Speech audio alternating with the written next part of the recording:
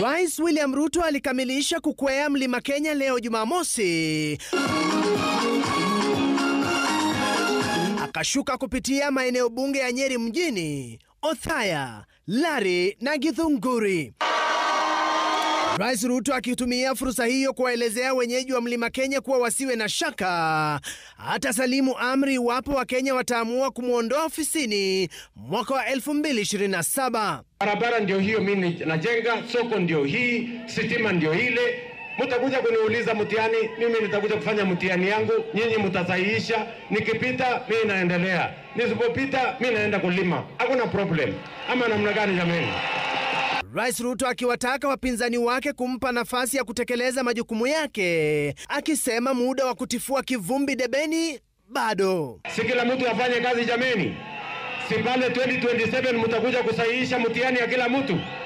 Mwenye amepita, mwenye amefanya vizuri mnampitisha. Mwenye ameanguka mtihani aende nyumbani. Iko problem.